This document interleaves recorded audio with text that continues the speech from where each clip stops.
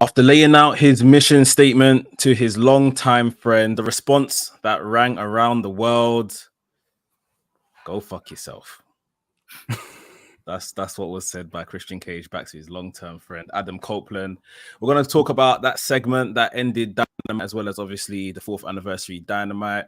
And we'll touch on Wrestledream. So yeah, let's go. What's up, people? My name's Mekz, the WrestleManiac, if you will, back with another episode of Revolution Radio. Of course, I'm not alone. I'm with my co-host NK. Yo, people, it's your boy NK, aka the man of the hour, too sweet to be sour, aka the Hood Japanese correspondent, aka the CEO, the president, the commissioner, the TDM, Tokyo Dome Merchants. We are here, but we are not here alone. We have a very esteemed guest. You know, you may have seen her, on the well-renowned podcast, Wrestle Purists. You know, it's the what? Well-renowned. 100 episodes. 100 episodes. Come on. Yeah. Come on. Today's the 100th one. We've got that later. Yeah. Without further ado, I'm gonna let our guest take it away. Introduce yourself, tell the people a little bit about yourself and what you do. Yeah. So I'm Charlie. I do wrestling media stuff with Wrestle Purists.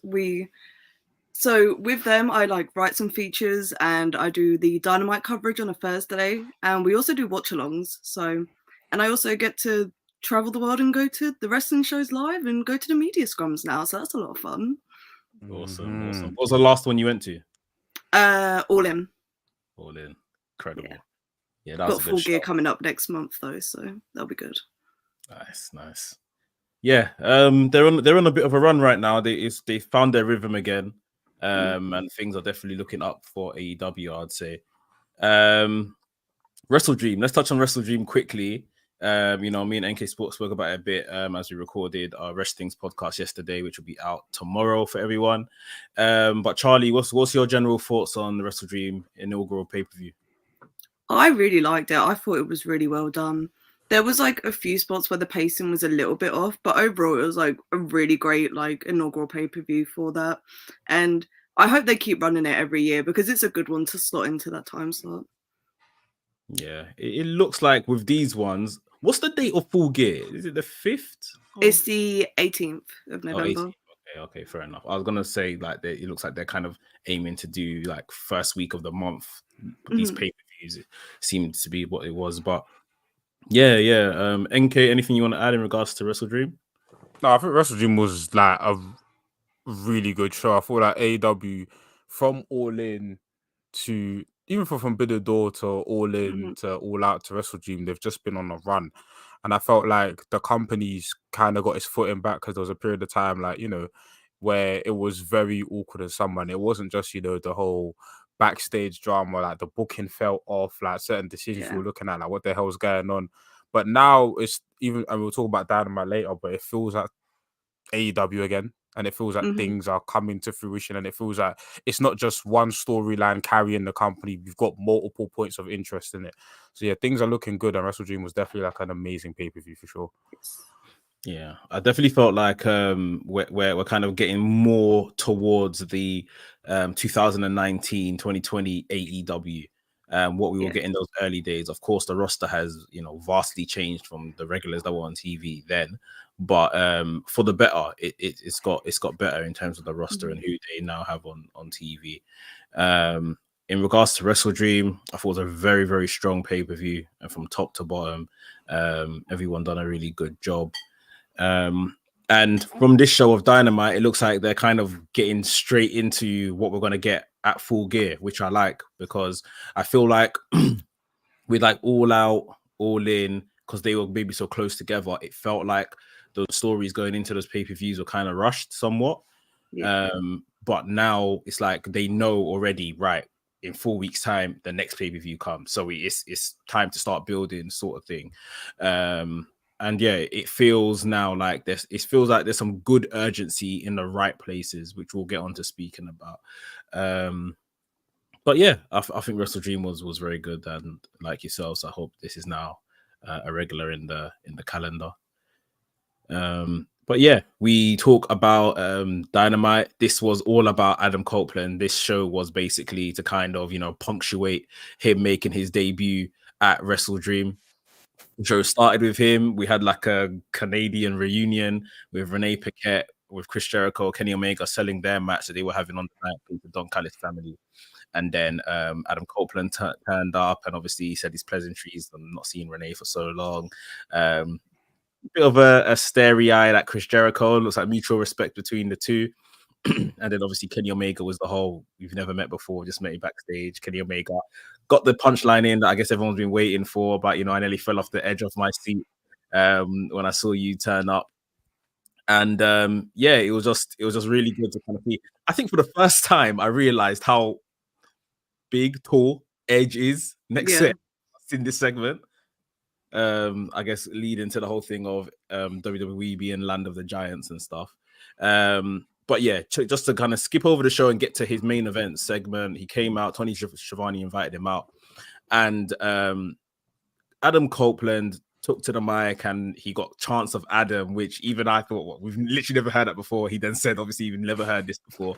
So it was all a really kind of cool moment for him. He laid out again his mission statement in regards to people he wants to face: the John Moxleys, Miro, Powerhouse Hobbs, Jay White.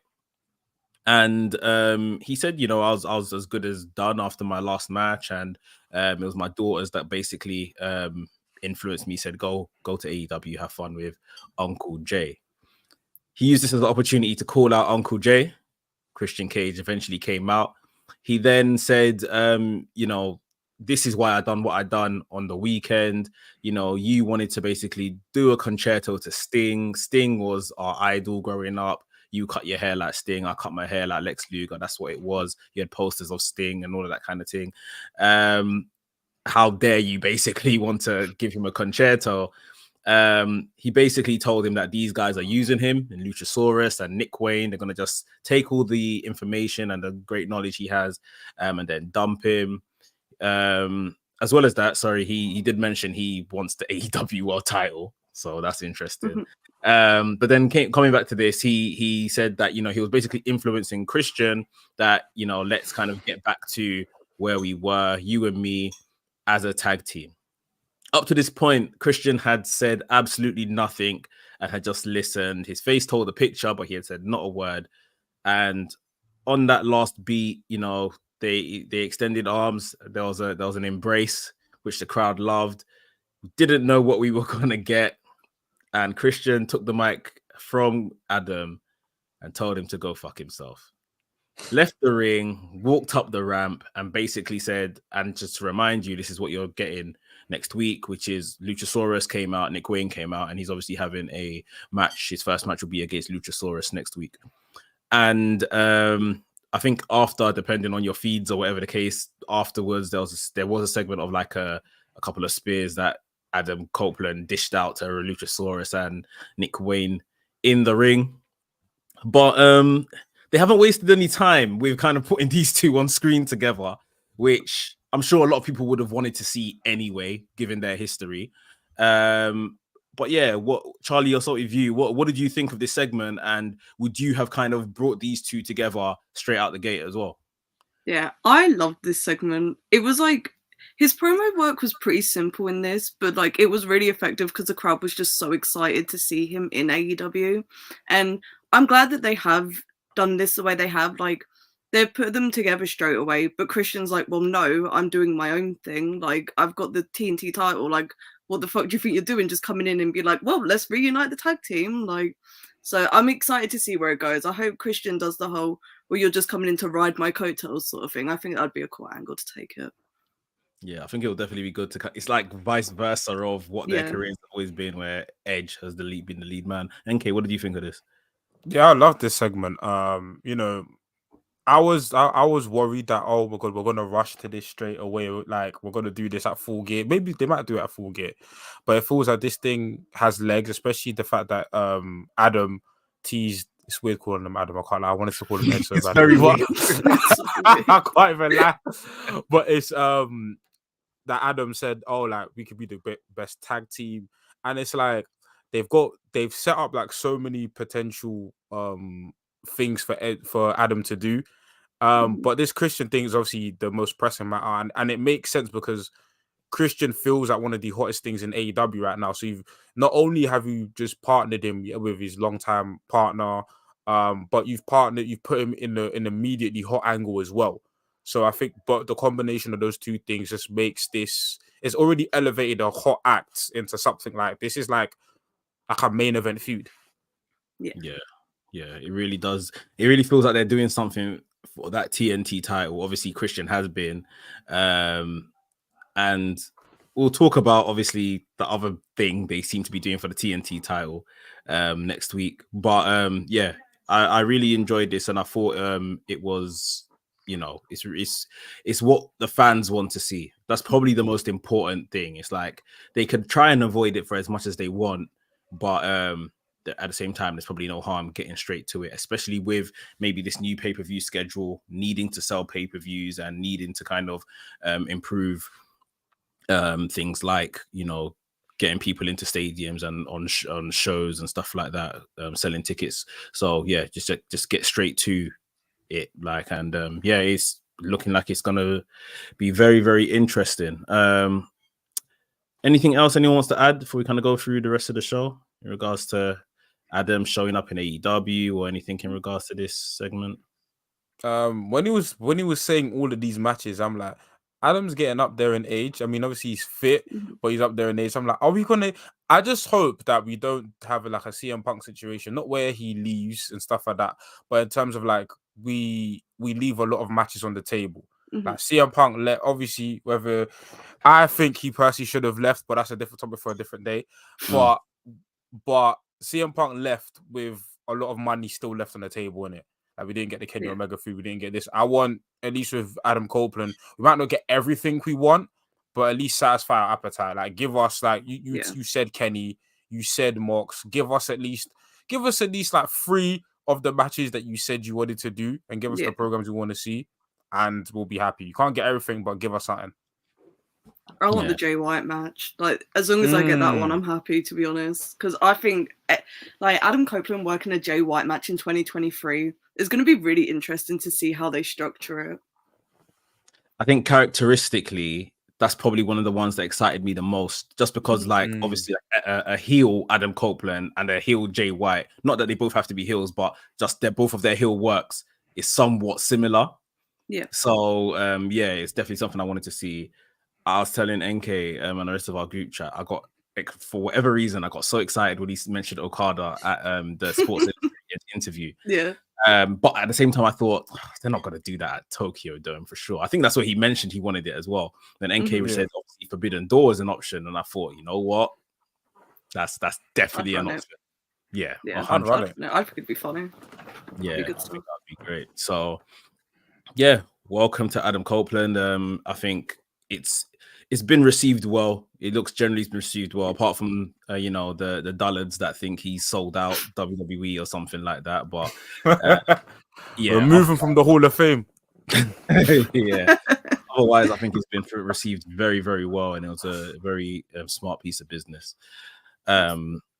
Cool. So let's talk about how the show opened. The international title was on the line. Rey Fenix, Nick Jackson. Fantastic matches that these guys have had, whether it's been tag matches or singles matches in the past. This also was a very, very fun match. For me, it wasn't better than the singles match they had 2 years ago now, maybe, but still a very good match. I was kind of laughing at Rey Fenix is obviously selling that injuries, this and that. I was thinking everyone that carries this international title it's like they're struggling, like no one's ever 100% when they're defending it. But yeah, you know, towards the end for the finish, a couple of counters in terms of roll-ups, and Nick Jackson got pinned by Rey Fenix.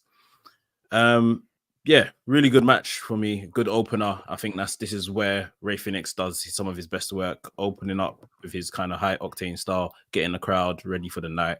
What did you guys think? NK, what do you think of this?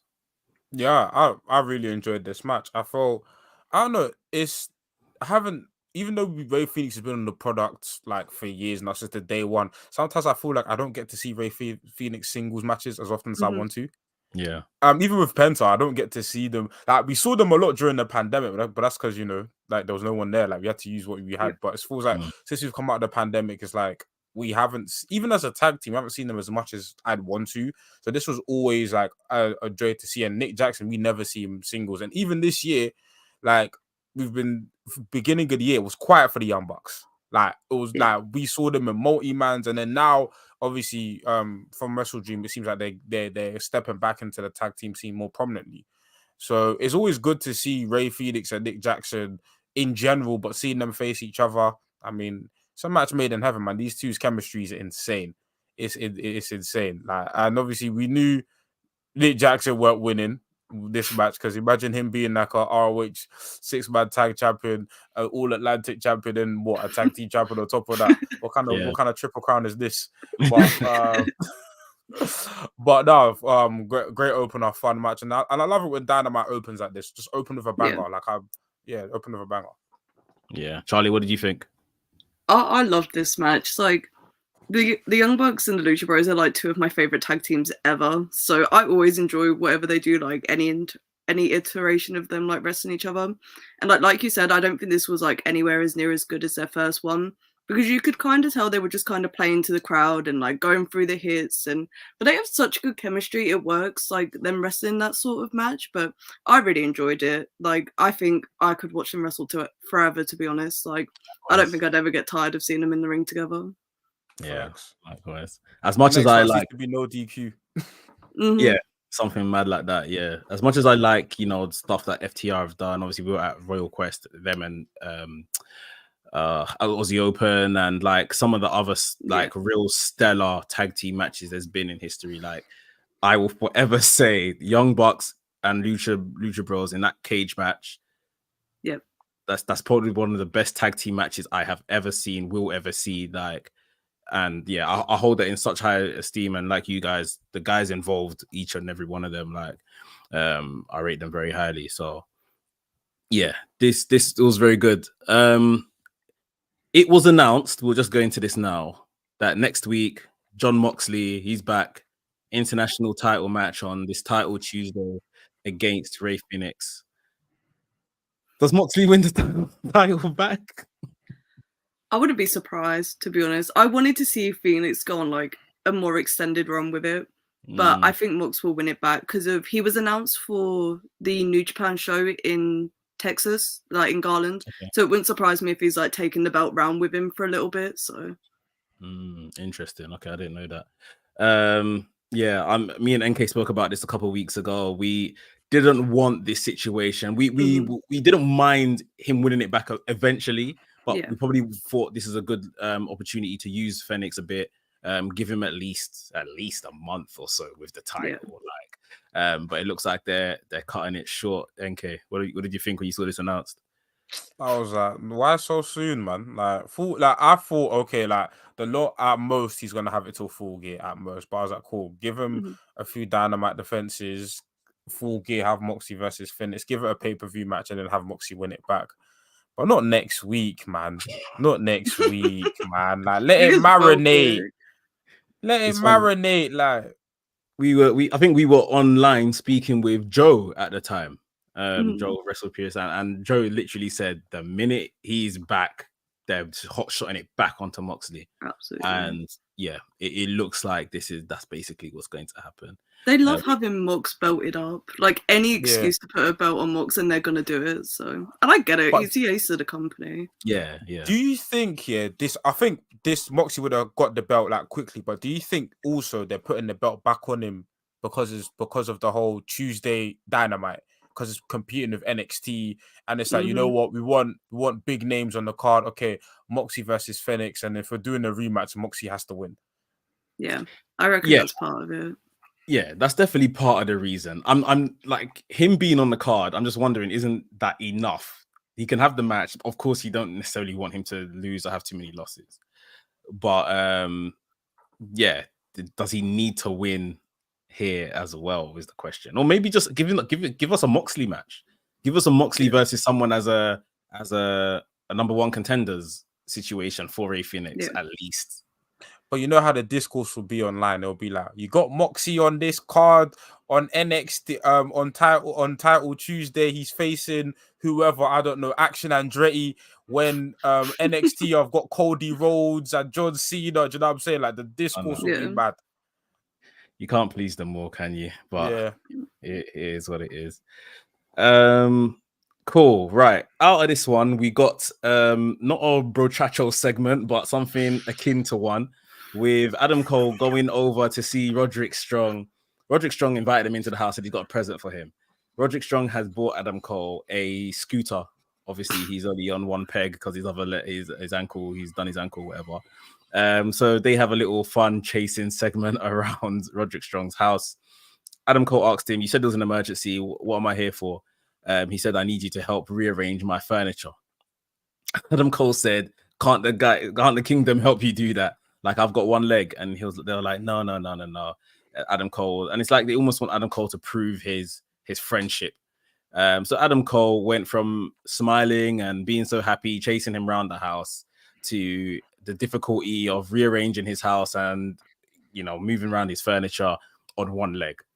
And then just as Adam Cole was about to leave, we saw Roderick Strong called him back, Adam, even though he was standing like 5 steps from him, and telling him that, yeah, he still needs some more help and stuff. Charlie, how did you find this segment? It was a segment. It sure did happen. I'm a little bit over these sort of segments, even with the last few Adam Cole and MJF ones. I've been a little bit. I don't really need them anymore. They're getting very, very WWE now, and that's just not the sort of thing that I enjoy in my wrestling anymore. So I hope I get why they're doing them here though, because obviously with NK Roddy's injured and Adam Cole's actually injured, so they're doing something to still keep him relevant in the storyline. But there's got to be better ways. This was something else. It's not really to my taste, to be honest. So what I took from it was, obviously they done this, rightly so, with MJF and Adam Cole to kind of show that they're building this bromance. And like you and like NK, we've come to a point where we're thinking, all right, you've told us that bit of the story. We don't still need these segments. I think they done it here maybe to literally show the exact same thing between Roderick Strong and MJ and Adam Cole, to they're building a friendship, or they have that friendship and stuff. Yeah, I didn't mind this one because it was different from obviously Adam Cole and MJF, which we have been seeing, but I don't need another Roderick Strong and Adam Cole doing the exact same thing next week. So yeah, I hear you on that one. NK, what did you think? Like Charlie said, I put out a tweet the other day. I said I'm low-key getting tired of this brochacho stuff and the brochacho universe. It's not to the point where it's turn off my TV stuff. It's not to the point where I feel like it's insufferable, but I just feel like it's overdoing it. And I feel like we get the message. Again, with Roderick Strong, it's a bit different. With Roderick Strong, I do find the Adam stuff funny, right? Yeah. But I don't want it to get to a point where they're doing it so much where I don't find it funny when you beat the joke dead. Yeah. And I feel like with this brochacho stuff, it is slowly creeping to the point of self-indulgence. It's slowly creeping there. It's not there yet, but it's getting there. And I'm like, okay. Because at some point, I think the beauty about the whole brochacho stuff in the beginning was that you thought you were going to get a, hey, I don't like you, MJF, I don't like you, Adam Cole feud. That's how the feud started. They didn't like each other. They had that excellent match on Dynamite. And we thought, okay, you're going to get a traditional title build. Then you get this can they coexist storyline, but they've done it in such a unique way where it's compelling. But I feel like, and obviously Adam Cole's injured, but I feel like we need to pivot back to how we started, slowly but surely, where it's like, okay, because we know they're eventually going to build to a rematch between the two. And even Roderick Strong needs to become, I think he needs to challenge MJF for the title at some point. So there needs to be a point where, okay, like we've established the alliances, we've established who's on what side. Let's get to the matches. It's the world title. Let's address this with a bit more seriousness. It's the world title. You know what I'm saying? Like this it's a big feud. It's a big thing. So, yeah. Yeah, I agree. The world title's definitely got to be held in a bit more reverence. How we got here, the relationship with MJF Adam Cole, I think was all fine. Roderick Strong being like a bit of a spanner in the works and wanting his friend back, not wanting his friend to side with this devil, self-proclaimed devil. Like, it makes sense, but now, we are kind of spiraling a bit too deep into the comedy element. I was just gonna say, just got a comment here. Emin Reznov, they might keep doing these segments because of Adam's injury. Yeah, as a way to kind of keep Adam Cole on TV, this might be how they go about doing it, which I don't think has legs, depending on how long he's gonna be out. But well, also, what do you think they do with the ROH tag titles? If Adam Cole's in like significant, let's say he's out for months, like you can't keep them titles. You can't have MJF do handicap matches every pay-per-view. What would you do with that situation? I would say drop him back towards the open, but Mark Davis is injured now as well, so it's not an option right away. Oh, did he get injured off the back of WrestleDream? Yeah, he broke his wrist. Oh, wow. Blood. Jesus. It's unfortunate stuff, man. I thought they would get away with it because it's the Ring of Honor Tag Team Championships, and it would just be like second fiddle. Like, it's just not something we need to necessarily even display. I love the fact MJF came out on this show. We'll talk about his segment in a bit. Just, looking sharp as he usually did with his big world title around his waist. No merch t-shirt, better than you, but he looked like the world champion, and there was no ROH title in sight, and I love that.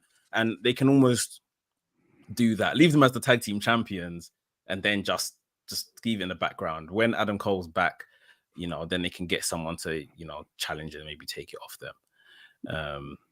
But yeah, I guess we're all in agreement in regards to this segment and where they're going with this story, and it's getting a bit too comedic. Let's talk about this. Griff Garrison in the ring. Griff Garrison in the ring, and he was gonna have a match. Jason Roberts. Jason Roberts done the announcement, and he said he is going to face this competitor. Out comes Wardlow that hasn't been on TV since, I believe, June. He looked rough around their edges somewhat in terms of his hair. He just looked like he was down to business. Came in, match started. This was a squash match, lasted 1 minute. I think maybe 61 seconds or something like that. Hit him with the power bombs, as he usually does as a finishing move. 5 power bombs. There was no symphony. There was no waving the hands and the fingers around or anything like that. It was all business. Laid out Griff Garrison, pinned him, got into the crowd, left the vicinity through the crowd. NK, what's your thoughts of this return of Wardlow? I don't know what to think yet. I thought, okay, the match itself was good. The squash was a good squash. I like the fact that he walked out the ring, didn't say hi to no one, didn't say bad. Like, with Wardlow, I'm not gonna say like, this is make or break, his career's done after this, but this is kind of okay. I wouldn't say the last shot, but one of the last few shots. We have to see. We have to see with Wardlow. There's tons of potential there. There's a reason why we invested in him in the first time. And wrestling is never just one thing. It's a combination of booking, it's a combination of this. But for whatever reason, despite Wardlow's talents, because he's super athletic and talented, and he does look the part, it just never connected. So maybe it is going back to the basics, having him be a heel. But again, it's like Powerbomb Symphony. What's the run going to be as a heel? Powerbombing jobbers again? Is it going to be just a reskin of the babyface run, but now he's got a frown on his face? Like, I don't know. We have to see. I'm willing to give Wardlow time. I mean, Wardlow time to like change my mind, but time's ticking, man. I don't know. I don't know. I don't know. Charlie, is this his last hurrah? Are we gonna see anything out of this run with Wardlow? I hope so, man. He was doing so, like, coming off of the MJF stuff last year, he was so, like, red hot as a babyface. And then they just kept doing the same shit with him for, like, 8 months straight, and it didn't do anything for him. So I'm hoping the time away from TV, like, it's going to help rehab his character and get him back to where he needs to be. Like, I think as a heel, I think he has a higher ceiling with, like, connecting with the fans in that way, because there's only so much you can do as like a babyface, like in the current climate of AEW, because of MJF is so over.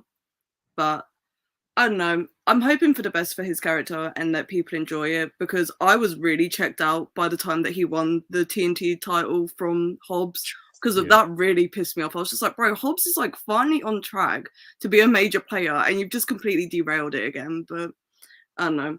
Hopefully this heel turn will be something exciting for him, because they probably will have him face MJF like at like Winter is Coming or something, because they haven't gone back to that feud yet. So yeah, that definitely needs to happen. It's funny, there was a point where people were saying that Wardlow is the guy to take the title off MJF just because of the story there, not so much that, you know, we had particularly seen anything at that point, but they had told that story so well until the point where, you know, MJF done what he did, and, you know, it didn't really work in the favor of them both after that. But his name was in the hat, and it's going to take a hell of a lot more than it did the first time for his name to ever get back in that hat. Like you're saying, Charlie, you can have that match with MJF, like, fair enough, but it's not going to mean anything near as much as it would have meant maybe a year ago. So yeah, we'll see how it goes. I've got something more to add on this Wardlow, but I'll wait for another segment to come up. Backstage, we had the Don Callis family speaking to Renee Paquette. Sammy Guevara is injured and was not going to be able to be in the match against Kenny Omega and Jericho. I literally heard some people in the crowd cheer when that was said by Don Callis. And that when Kyle Fletcher was replacing him, everyone does like a bit of Kyle Fletcher. So, and Sammy Guevara is not people's favorites for whatever reason. So yeah, we got that on the night instead. Before that match happened, the trios title was on the line. Billy Gunn and the Acclaimed versus Kip Sabian, Butcher, and the Blade. I can't tell you guys anything that happened in this match. I was watching the TV and I tuned out, and by the time I realized what was going on, the Acclaimed had won. Does anyone have anything to add for this match? nope. Nah. But this is kind of what I feared would happen when the Acclaimed won the titles, because this is reminiscent of their tag team run. It's like they win the titles, they get the massive pop, and then for whatever reason, it's like their title runs don't really do anything. Like, the Acclaim are decent enough wrestlers, but we're not there to see barn burners. But them as like fully fleshed characters aren't that interesting as well. I think they're an overact, but them as like personalities and characters, they're not that interesting. They're just a very good act. Yeah. And that can get you to a title, but that doesn't make your title runs good. We need more. We need substance. We need something. I'm not expecting them to like have these 60-minute classics, but have a compelling feud. Like I feel like there's only so many times I can come out and hear Max Caster say, "Hey, inside reference to the city combined with a Twitter reference about the wrestler, and then the Acclaimed have arrived." You know, like it's cool, it works, but it's like it's not gonna sustain a title run. That's what keeps you on TV, but that doesn't keep your title run interesting. So with the Acclaimed, I'm just like, we need some evolution. I think my main issue with the Acclaimed, it's not even my main issue. The way that they're booked, they're not booked against like the higher end like talents during their title reigns. And it's gotten to a point, it's just like, if I got a graphic for the Acclaimed versus Blackpool Combat Club, I don't think the Acclaimed are winning. Like, and it's not that they're not credible champions, it's just the way that their title reigns have been approached in AEW. And that's something that they need to retcon, especially if they have the Acclaim to go after tag titles again. You can't be keeping them so separated from like the higher tier talents, especially with like how invested the crowds are with them. Like in AEW, it's been proved again and again. If people like higher tier talents can take the losses without it really mattering all that much in the grand scheme of things. So let's get them like actual credible opponents and have them beating opponents, so people are like less shocked when they face the higher tier talents. Yeah, that's a great point. Elijah says here in the chat, big up Elijah, Acclaimed haven't had a proper feud. The Guns gave them their best, which is true. The stuff that they've done with the Guns around the tag team titles was very, very good. And obviously, Billy Gunn then choosing the Acclaimed. And then what you've just said, Charlie, is correct. Like, you know, there's a lot of top tier tag teams that it's like they're literally keeping them. I remember when the Acclaimed first won the tag team titles, we were discussing maybe this is now the shift of what they're doing with the tag team titles. While they just had introduced the trios titles at the time, maybe they're giving the tag team titles to maybe all the younger tag teams and all the lesser tag teams and stuff like that.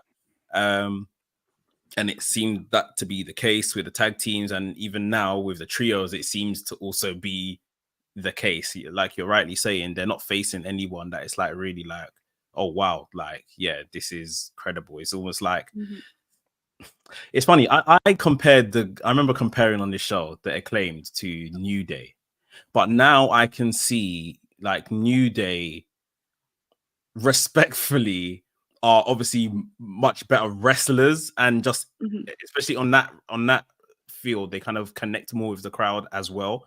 And maybe like I don't mind Max Caster coming out and cutting a rap and all of that fun stuff, but it's literally once the match starts, I shut off, and then once the final bell goes, I'm awake again.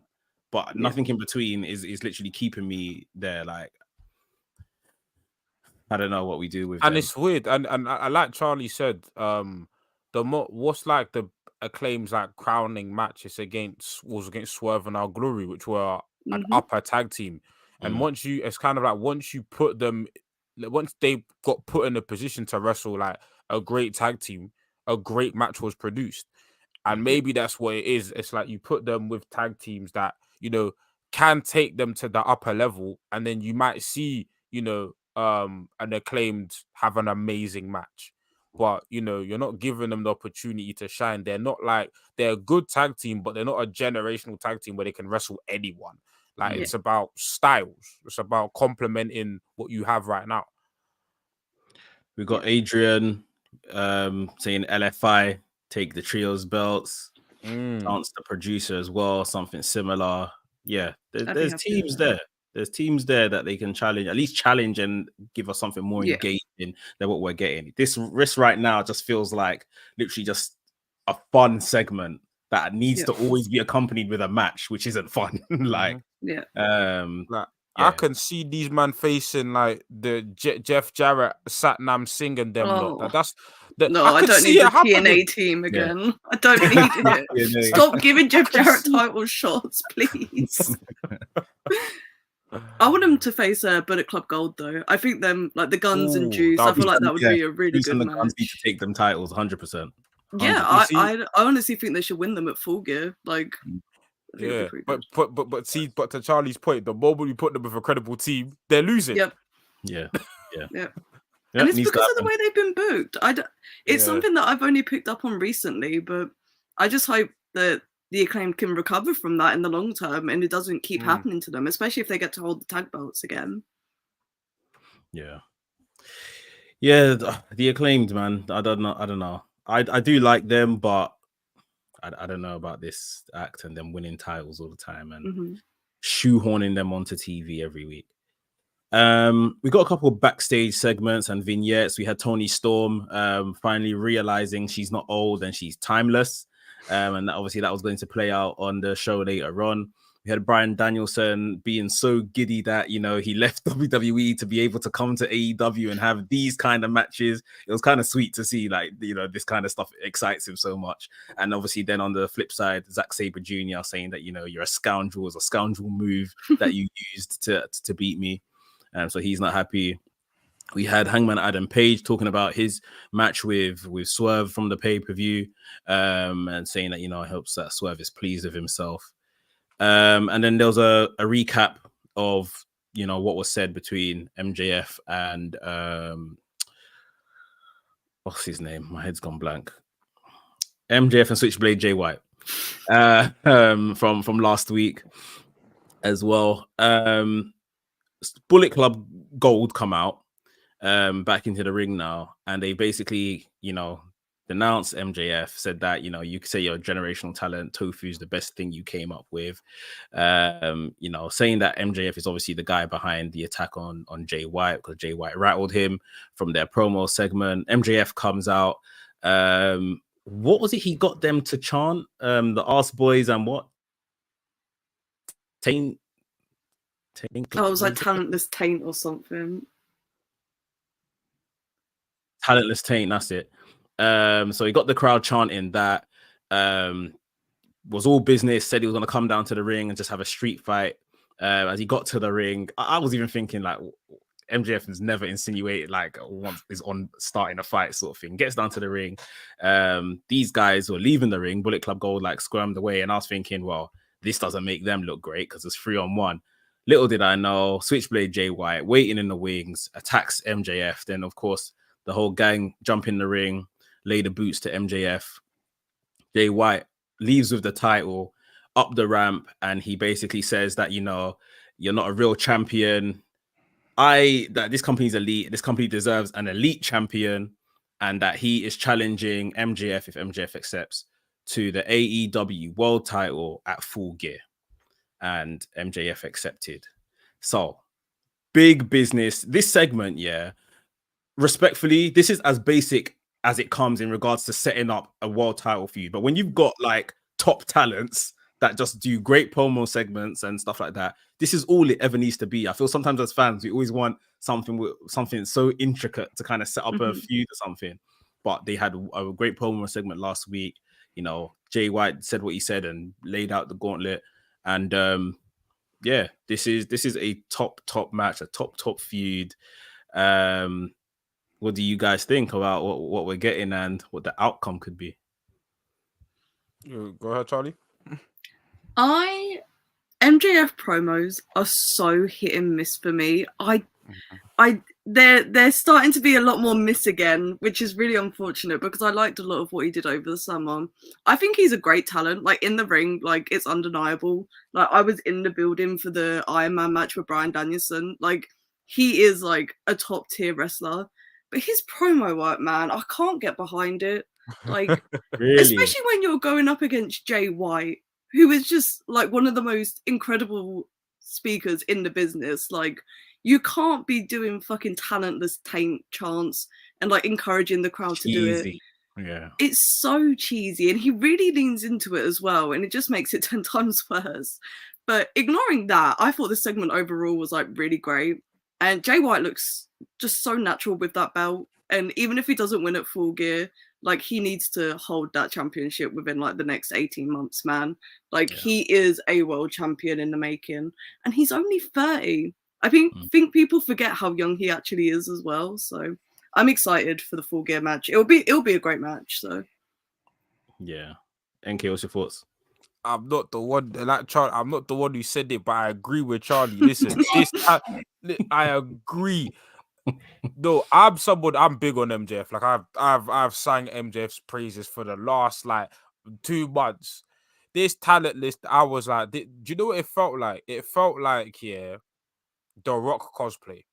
You know how The Rock will go out and get a random thing over. It felt like that. But I'm like, but MJF, you're better than this. And I've seen you're better than this. Don't get me wrong. MJF has cut like petty promos before, he's cut childish promos before, but he's always managed to like reel it in. Like I think of like the CM Punk feud. I even think about the segment he had last week. Yeah.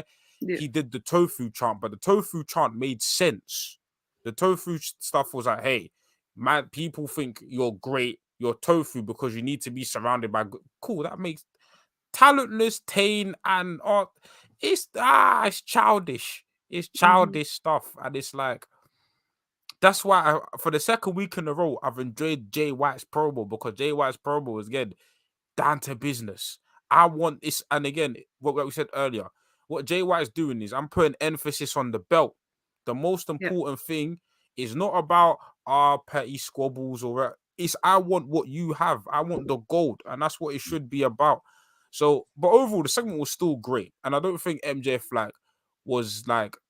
MJF managed to make bad material work because he's MJF. MJF can make the most crappy material work because he's that good. But the material was crappy. This week, the material was crappy. Yeah, I think it's literally, you know what the thing is with MJF, like Charlie just said, you know, as I kind of think of it now, there is some, I wouldn't say complete misses, but it's like if he's a heel, the issue over there is like sometimes it's the low hanging fruit all the time that he just goes for and stuff like that. Then with this babyface stuff, it's like doing the corny stuff that the crowd get. Like MJF isn't someone that ever needs to appease the crowd. Like he insults them on a regular basis as a heel anyway, and it's just like they take it, they love it. Like, you see what I mean? Like, so yeah, this is something that it's dangerous. Like I think I said last week when he had the promo with Jay White and he started it, obviously he went on and on and on, and the tofu thing that he said, and even then I was like, I don't even know what tofu is. Until now, I haven't even done my research a week later. I don't know what the tofu is. So that went over my head somewhat, but I was just thinking, right, cool. That was good. I felt like that was very good at the time. And then when Jay White took to the mic, oh my God, it was just a whole nother ball game. And I haven't ever seen MJF be, you know, if you want to say beaten in a promo battle like that. So yeah, I think there was still the best part of 4 to 6 weeks out from Full Gear. He's got to bring his A game. He's in there with you know, a real, you know, mic man sort of thing. So one of the best. And yeah, I think right now he's not hitting on all cylinders. It's good to see the title be kind of taken out of this brochacho stuff. I know it's still happening in the background, but the title is at least going to be somewhat taken seriously over the next 6 weeks into Full Gear. And I can't lie, I'm here for a Jay White win right now. Like I'm not hating MJF. Yeah, I'm not hating MJF. I'm happy. I don't mind if he retains, but I know by the time it's that pay-per-view in 6 weeks' time, Jay White is gonna have ramped up whatever he's doing now tenfold. Yeah, like it might be time. Like, that's what I'm saying. But I don't know if they want to do things like records and say that, you know, MJF held the title for a full calendar year or pay-per-view to pay-per-view, because that's what it will be. But it almost feels, at least from what we've seen in the last 2 weeks, that it could be time, in my opinion. Yeah. We'll see how it goes. We had a backstage segment with Hook and Orange Cassidy. They were talking about getting a title shot. Were they talking about the tag team titles? That's what I interpreted it as. Yeah, but I thought, because I remember, but then Orange Cassidy said right after, like he took a little jab at Moxley. Yeah, I mean, no, took a little jab at Phoenix and Moxley. So I thought maybe he's talking about the all international. I don't know, but I wouldn't mind them as going for the tag team titles. I feel like we need to take the belts off FTR at some point. I feel like their reign is ended well. It didn't start off great, but it's picked up now. But I feel like them titles need to come off them. Anyone. The question is, it's going to be the Bucks at Full Gear. I can't wait. That's 100% what they're telegraphing it to be. Yeah. And hey man, the Bucks are my favorite tag team ever. So to be in the building for them to actually win the titles, I'm here for it. Yeah. My only thing is, I guess FTR, if you remember, they said like this is basically their last run, right, before they retire or something like that. What do we do with FTR following them losing the belts then? I think they'll take some time off. I know it's like been, I don't know if it's been reported, but I know it's been rumored that Dax has like been working through some injuries. So I think they'll take like the rest of the year off, then come back early next year. Maybe wait until Adam Copeland's like finished up doing this stuff with Darby and Sting. Maybe we'll get rated FTR for a bit, which I wouldn't mind. I think it'd be quite fun to see them do some trio stuff. But yeah, I think it is time for the belts to come off them. And like their work since Collision started has been great. They've had some incredible matches, so I'm not hating on FTR for once. So, but yeah, I'm ready to see the Young Bucks as champions again. Yeah, I feel like trios was definitely in their destiny. If their boy Philip was still in the company, you know, I definitely think CMFTR would have been a thing. And but yeah, like they could do rated FTR with Adam. They could. I feel like they're gonna step away from the tag team scene, and if they don't do like trio stuff, maybe it might be more personal feuds. I don't know who they have like a personal vendetta against, but to be fair, FTR aren't the best promos either. So it's hard to tell like an interpersonal storyline like that. I don't know. Involve them in something. I don't know where it is, but I think trios would probably be the best shout. It still keeps them active. And it's like still multi-man wrestling, which they're good at. So yeah, I think that's the thing after this. Yeah, that'll be a good shout. Next up, we had Chris Jericho, Kenny Omega versus Takeshita and Kyle Fletcher, who was called in. This was the longest match on the night. I enjoyed this match. It went through, I think there was a couple of ad breaks in between, but it was just really good stuff. Takeshita, they put over Kyle Fletcher big on commentary, just as this super young talent, and obviously him and Takeshita both being under 30 years old, everything they've accomplished already. Just some really good stuff. Chris Jericho fighting for his life at points, trying to get to Kenny Omega to tag him in. This match ended with a Kenny Omega and Chris Jericho win. One winged angel onto Kyle Fletcher, pinned him. Don Callis going ballistic on commentary, saying, what did he say, that he sold out or something like that? That obviously because Kenny Omega's been on this losing streak, I guess. After the match, though, ensued a beatdown on these guys. I'm trying to remember at what point Hobbs came in. I can't remember.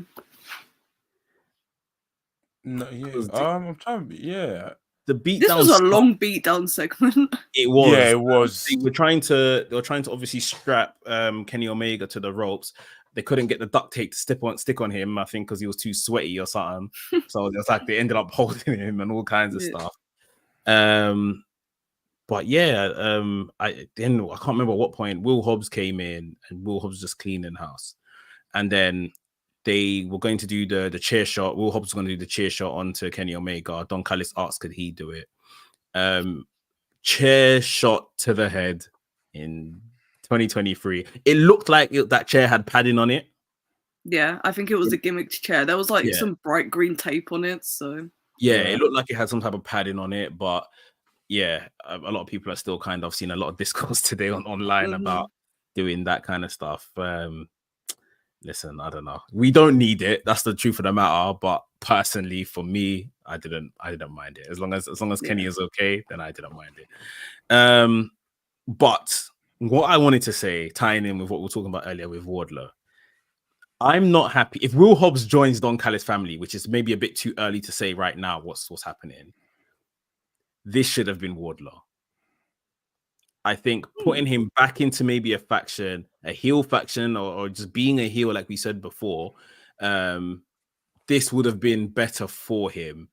And leave Will Hobbs to, Will Hobbs took a loss not too long ago to Miro on pay-per-view, but Will Hobbs probably has still more juice in the tank to continue from a loss as opposed to where Wardlow is right now. If this is going to be someone joining the Don Callis family, like a big man, a heater, this should have been Wardlow for me. What did you not think? Yeah, that would make sense if they had put Wardlow in this position. Because, like, I don't know, because of Hobbs has so much charisma and he's so good as a talent that he can get himself over. Yeah. Whereas I think Wardlow might struggle like on his return. So Yeah, if they had swapped him on this episode and put Wardlow in this position, it might work out better in the long run. But yeah. I'm interested to see where it goes though. Like Hobbs being in a big position, like in the ring with people like Kenny and Jericho, I will take that all day. I think Hobbs is great. So Yeah. I'm interested to see where it goes. Yeah, I hear what you're saying in terms of who needs it more, but when I saw Hobbs in this, I was like, finally, because I think we were speaking about this. Even we spoke about this earlier, like with the Acclaim, but we spoke about this with guys like Swerve and whatever. When it's like it feels like a lot of mid card talent are almost capped from touching the big boys in terms of like touching the top guys. And we said this with Swerve like a few episodes ago. It was like, oh, Swerve and Hangman feels good because it finally feels like Swerve, is wrestling the upper end of the card. Yeah. Yeah. Now, obviously, I don't expect Will Hobbs to be pinning Chris Jericho, Kenny Omega, but it's time that he finally, wrestles the top guys in the company and has interactions with these guys. It's time. Now, I hope like they still keep him strong, and I don't know, maybe he could like get a victory over them in like a tag match or something like that. But I feel like I'm happy that Will Hobbs is being inserted into like a prominent storyline. Because I think this is probably like because the last time he's faced somebody of this stature was probably like when Punk just came to AEW, but we knew they were just feeding guys to Punk. Yeah. What I hope in this Don Callis storyline as well is that he gets promo time. Obviously, like it's weird. This Don Callis storyline is weird because it's the first time I've seen like the manager be the main like villain character. Like the manager is the main character. But I hope like Don, and I feel like he's a much better fit than Sammy in my opinion. Like Will Hobbs. Remove Sammy from the faction entirely. Just remove him entirely. Just do it. Like, I don't even need a storyline reason. Just do it. Just get Sammy away from Takeshita and Hobbs, please. For sure. And then the visual of just Takeshita and Hobbs as a team, I can't like. There's money in that. Yeah, there's money in that. Absolutely. I can't lie. Just have them squash them on Dynamite for a couple of weeks. Like, still tell a story. Just have Hobbs and Takeshita squashing people. Yeah. I mean, and that's definitely the positive as to what I was saying, that Hobbs is now in big money. He's on TV with big names and people are being treated very, very well. And hopefully this is a great opportunity for him. For the sake of continuity, obviously we last saw Hobbs running around with this QTV stuff. I would have liked something that just said, you lot go to hell and we move on. But they've basically done that without having to show us. So I just at the same time, like Charlie's saying, Hobbs can do this alone, or we can put Hobbs in again one of the premier angles on TV with premier guys. So they've taken that route, which I'm not going to complain about. But it was just the position of having him Wardlow on this show as well. Yeah. What I thought Wardlow could have probably done here. I was even thinking he's here wearing the green and black, like United Empire, and like he probably could have slotted in here and needed it more. But if you're going to use Hobbs there and give him the shine, then fair dues. I have a question for Charlie. I semi know the answer, but I want to hear your opinion. Why is Kenny Omega not a top guy in this company? Bro, oh my god, I talk about this all the fucking time because like you hear the reactions that he gets, right? He is the protagonist of AEW and everyone is always so behind him. And I don't know whether he's decided he wants to take a step back for a while and let the younger talent do their stuff, because there is a lot of younger talent in prominent positions right now, which is really cool. But is Kenny Omega, what the fuck are we doing? Like, why is he not wrestling singles matches in Wembley Stadium? First of all, don't get me wrong, love the trios match. I was there for it, but bro, when his music hit, right? And I heard the roar of the crowd. I checked the time left to see, oh, this is the main event, at least. And it wasn't. And I was just like, it was like the second match on the card. Like, what are we doing? He's the soil that this company is built on. Like, can we please respect him? Like, especially with, you know, I know in recent times he's talked about his body and not feeling, you know, so great and everything, and, you know, might pack it in fairly soon. I almost need like a reign of terror, not like a heel or anything, but even just a reign of terror in terms of just singles matches or something like that. I just need Kenny Omega to be featured as a top guy in this company, and he's still great wherever he is on the card, but just give me what I want. It's like, I'm glad he's actually wrestling on TV now again, because there was a period of time he wasn't even on TV. It's like, bro, we know you're there. Where are you? Especially building to the Takeshita match. It was so weird how little he was on TV. Yeah, I totally agree. Listen, Kenny's the reason why I'm here. I'm here because of Kenny. Like when Kenny, when All Elite was being announced as a thing, he obviously had the Bucks, had Cody. I was like, all right, cool. Oh, Kenny's involved. I'm in. Yeah. Okay, I'm here. And it's like, bro, like even when you think about the height of AEW, like we think about the Hangman Page storyline, the Elite Saga, bro, Kenny's title run. And the thing is, it's like he was doing that when he was severely injured. Now he's like, obviously he's getting older, but like physically he's closer to 100% than he was as champion. Yeah, capitalize. And we had like, and even in this limited year that he's had, he still put on crazy matches, from obviously the 2 Osprey matches, the match with Viking, the Steel Cage match with Moxley, the trios match with House of Black, the Anarchy in the Arena. Like, but I'm like, give me singles Kenny, and you know what it is? Give me more, yeah. I'm looking at because I see like the 2 kings of singles wrestling in AEW are Danielson and Omega for me. Those 2 are just like, and I'm looking at what Danielson's doing. I'm like, look what Danielson's doing. Look what Kenny, do the same. Danielson's out here having dream matches and having death matches on Collision. Kenny, do the same. Yeah. Even in this feud, why am I not getting, as much as I don't like Sammy Guevara as a character, why am I not getting Sammy Guevara versus Kenny Omega on just on a Dynamite? Yeah, because that would slap as well. Yeah. That would slap. Elijah said here they had a whole year of him as champion, which is true, but you know, he was half of it was like pandemic, and admittedly once the pandemic was done and he was on TV and he was the belt collector and all of that kind of stuff, he was really good. He was really, really good, but I want more. Like, I want Kenny. Chance, the producer, says a Kenny reign of terror sounds kind of beast, not gonna lie. Elijah says we got that with the belt collector. And Chance, the producer, says, I want another one. Like, me too. We have to. He's the greatest, but I'm so sorry. I need him on TV. Just like, like, put it this way, if you told me, hey, Kenny Omega takes the title of MJF, I'm all for it. I'm here for it. I'm all for it. Yeah. But I do agree, like, for somebody as popular as him, it never feels like he never, do you know what it is? As much as I'm loving this Don Callis stuff as well, I do want just Kenny have a personal feud with someone. Like, forget the Elite, forget like Ibushi, just one-on-one. And that's why I want to see him and Adam Copeland. Like, that's, I think, after we get done with these relative storylines that with the Don Callis family, after we get done with that, book Kenny versus Adam Copeland. Just them 2. No shenanigans, no friends, just who's the better Canadian.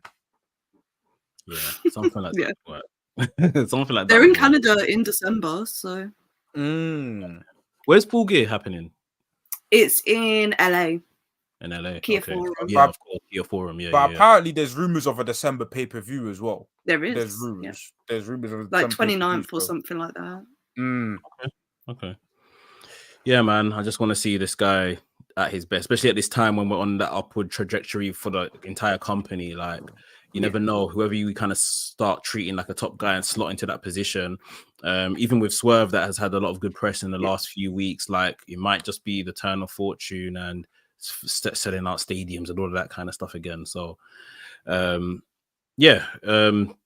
let's move on. There's not much left. We've got MJF in the trainer's room backstage, and he's wishing Adam Cole was there. Max Caster, this is the second time Max Caster has like popped in an MJF segment. I don't know what they're brewing here. I think maybe they do like at best the Acclaimed and MJF versus some iteration of Bullet Club Gold. Yeah, I think that's going to be potentially the match they do on the Collision before Full Gear, like the Acclaimed Billy Gunn and MJF versus all of Bullet Club Gold leading into Full Gear. They love an all-star tag. Yeah, especially on Collision. So yeah, that's maybe what they're doing here. But MJF called Adam Cole. Adam Cole busied the phone and it went to voicemail. Wasn't left too happy. We got this immaculate looking vignette with Samoa Joe smoking a cigar, you know, talking about he's regained his hunger. It's time to become a champion. Obviously, he's a champion already, which was kind of disregarded, but he aimed it at kind of the AEW World Championship. I would love to see Joe as a world champion. Can I actually see it happening? I don't think so, just because of literally like the names that we know is that we need to probably still see the younger talents as well. And Joe probably knows that himself. But this was really cool. Any opinions on that? You know what? If you're given the title All Atlantic to Moxley, yeah, give me Moxley versus Joe. Oh yeah, give me that. Yes. Give me that. Absolutely. Give me a Moxley versus, so that's money right there. A Moxley is a Samoa Joe feud, and have him do that. Because I feel like, cool, we know the world title picture is probably not like we said, we can name like at least 7 guys in that picture. We just said Jay White, we can say Adam Cole, heck, and there's guys we're even excluding guys like Hamman who can be 2-time champions, and there's guys like Swerve, Danielson ain't even won the title yet. Yeah. So the world title picture see this stacked, and as much as I'd love to see Joe win it, it wouldn't be a disservice if he didn't win it. But what I want to see from Joe is feud with, like we said, feud with the top guys. Yeah. Moxley. Cool. If you're going to give the title back to Moxley, have him have a run.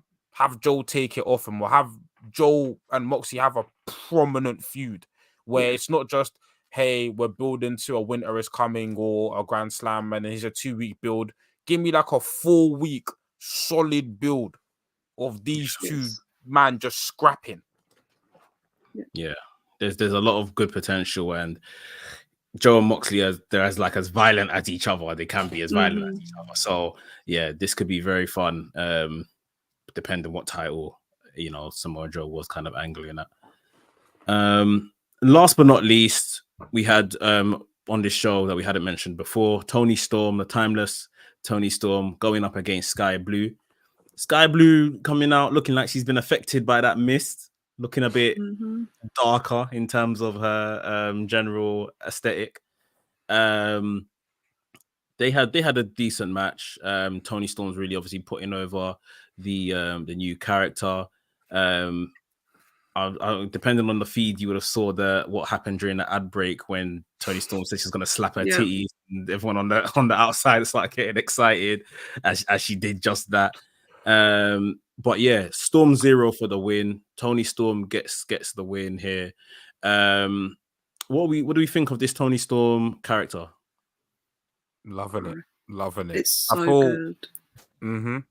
I feel like we've said this before. We need more storylines in the women's division outside of the title. And funny enough, we haven't seen the title in a long time, but that's a different conversation for a different day. But Toni Storm, man, what she's doing, and this is kind of what she's doing right now. She's making herself an attraction. Like, I want to see Toni Storm every week. And what I'm liking is that we're getting the character and we're getting great wrestling, because Toni Storm's one of the best wrestlers in that company. I'm loving this. I know we always think, oh, this needs to culminate in a title. But right now, I'm just happy to see her do this. And maybe, again, I feel like she needs to feud with other top women. I don't know where's Riho these days? I don't know. Where's the Nyla Roses of the world? I don't know. but like bringing some other top women who, you know, aren't, you know, Saraya. You can do her and Shida. Shida's kind of in and out of the company, but just have her feud with prominent women. You know what I'm saying? I feel like Athena needs to come back to AEW. Even though she's signed, she's to come back because she's doing great things of Ring of Honor. But let's be real, she needs a stage. Yeah, it's a stage. Yeah. So I feel like listen, I suggested this a few weeks ago. I wouldn't even mind if Tony took the TBS title off Statlander at some point and was like, "Hey, did this gimmick with the TBS title? That'd be great." But again, that goes back to the problem of not every storyline needs to revolve around the title. So I'm conflicted. At one point, I feel like this work is deserving of a title, but at some point, I feel like we can tell women's storylines without the need of a title. Yeah. What I think Tony has clocked, is that as long as I'm a very good, interesting character, I'm gonna be on TV every week, and I'm going to be more important than whatever they're doing with the world champion, the women's world champion, and the TBS belts. Like, because, like you said, she's made herself an attraction. I'm pretty sure she's been on TV every week, whether it's a vignette or with, you know, actually been on TV since she's kind of made this change. And that's more than we can say for the actual women's world champion. So I think it's maybe, you know, obviously her partner is Juice Robinson. Juice basically done something similar. He, you know, the minute Jay White came into the company, give him a chance. He was just being wildly entertaining week after week. Then obviously was with Jay White, then was with the Guns and everything like that. Now you have obviously more TV shows per week, but you can't take Juice Robinson off TV. Like, it's a very entertaining character. He's earned his keep. So, they it's basically paying more dividends than being a champion, especially in the women's division. And maybe do you guys, Charlie, do you see some like development with Sky Blue? And obviously, like I said, with a more darker aesthetic because she got hit with the mist. Do you think that's gonna go anywhere particularly? I'm not sure. It seems like it could go somewhere because obviously they did the same thing with Willow last week, where she had her makeup was a little bit all over the place. So maybe they're forming Julia Hart a little faction within the House of Black, because Malachi and Buddy ain't anywhere to be seen right now. So I'm glad that Julia and Brody have still been featured, like especially on the lead up to WrestleDream. But the Toni Storm character is so good, and like the way she's adjusted her in ring to like her character work as well. It's like the part where she was like, "It's time for my close up" before she did the hip attack. She's so good, man. I'm so excited for this character and to see where it goes. But for Sky Blue, I'd like to see her. She hasn't really ever cut a promo in AEW, so I don't know how good of a talker she really is.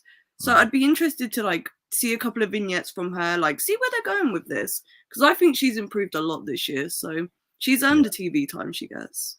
Yeah, that's true. That's true. Me too. I thought this is maybe a little women's tag team within House of Black. You know, just the whole thing of Sky Blue turning black sort of thing in terms of maybe her hair, her ring gear, everything like that. Maybe that's what they do to kind of keep Julia Hart busy, because she's again another person that through character work has earned herself a lot of TV time and stuff like that. Or maybe, like you're saying, it will almost be like Willow and Sky Blue become her minions within House of Black, like a little subgroup, which could be fun as well. So yeah, it's interesting to see, I guess, positives in the women's division, and like we're saying, it's completely away from the title. Just some good character work has led to it. But yeah, that's Dynamite. One thing each. What are you guys looking forward to on Title Tuesday next week? The show looks pretty stacked. Jay White versus Adam Page. Oh my god, they're finally running this match. I've been talking away. I've been talking about this for months and months. Like, I'm so excited. I can't believe they're just running it on a Dynamite. Yeah, that's worth its weight in gold alone, sort of thing. Like, that Jay White's gonna smoke it, like not smoke him like that, but as well, like Jay White's obviously gonna get the win. But this is 2019 heritage. This is what we used to get in the early Dynamites. This reminds me of when we used to get like Kenny Omega versus Pac and Iron Man matches, just on a random Dynamite. It wasn't even Title Tuesday. It was just like a random Dynamite. Hey, we're gonna get Kenny and Page versus the Lucha Bros on a Dynamite. That was lit. Mine is Swerve versus Danielson because I don't know who wins that. So let's talk about that quickly. Unpredictable. I don't Let's know who talk wins about that quickly. When they said this, I said, okay, cool. Danielson is obviously world renowned. He's beaten the best technical wrestler in the world, this, that, and the other. Swerve has just beaten a former AEW World Champion. Why is this match for number one contendership of the TNT Championship? Mad. Like, I respect them trying to maybe add more prestige to that championship. That's cool, but it feels below where both of these men are. But considering who's TNT champion, I'm like, I'm considering who's the champion right now. I'm like, I can see it, and I feel like what they, especially with Edge, now Adam now in the company, it's like I feel like they're really trying to raise that TNT, raise the stock of that TNT championship, innit? I feel like the TNT championship moniker makes the match a little more predictable because I'm thinking Danielson because babyface heel, which I don't want Swerve just won. But at the same time, this is the blessing and the curse of like booking big matches. When you book two top stars together, someone has to lose. I think Danielson's at a point in his career where he can take a loss, but at the same time, he's been so hot since coming back from the injury. Yeah, I think Danielson is the safe bet to win, but then I don't know what they do with Swerve afterwards. Yeah, I still think he's going to have a rematch with Hangman at Full Gear. I think they're going to run it back with a stipulation, like a last man standing or like a Texas death match, something like that. I don't know how we get there right now based on like what they're doing with them both next week, but like I don't know. It's going to be good. I think Danielson's probably going over because like it is for the TNT title when that's very much the Collision belt and Danielson's mainly on Collisions, so we'll see. It's going to be great though. Yeah, very interesting. When I saw that was for the TNT title, I was just like, like, aren't these guys kind of past this? But like you're saying, the TNT has raised its own stakes in the last few months with Christian and stuff. But cool, yeah. Title Tuesday, obviously they're stacking that. It's a different day of the week than they usually have their show, so that could be fun as well. Any last bits you guys want to mention before we get out of here? Okay, nothing. Man, Dynamite's back, man. I feel like AEW's back, man. Like the real AEW's back, man. Absolutely. Yeah, man. It's doing some real good stuff. Collision is also very good as well. Yeah, man. It's we've definitely got some semblance of our Dynamite back as opposed to what was happening earlier this year and other bits. But cool. Charlie, appreciate you coming and joining us, man. We've had some good fun here. You want to let the people know one more time where they can find you and stuff? Yeah, you can find me on Twitter. My @ is CHX_RLIEX. And if you want to watch me on another podcast tonight, I'll be over on the Wrestle Purist channel at 11:30 British Standard Time. We're celebrating episode 100, which is pretty crazy, to be honest. It's good times, good vibes. So, but yeah, thanks for having me on. This has been a blast. Cool. Yeah, you guys follow Charlie on Twitter. Her Twitter is in the description, and or X, whatever they call that platform these days. And of course, follow the good people over at Wrestle Purists as well. We will be back same time next week, breaking down. Well, in fact, we might have to, move that show, NK, because it's on Tuesday now and not. We'll talk about that anyway. But yeah, you guys obviously will look out on the socials, WRESTHINGS on all socials for when we'll be doing Revolution Radio next week. And of course, the WRESTHINGS podcast out bright and early tomorrow morning. So look out for that too. And yeah, Charlie, one last time, thanks for your time today. Thanks for joining us. And we'll see you guys next week.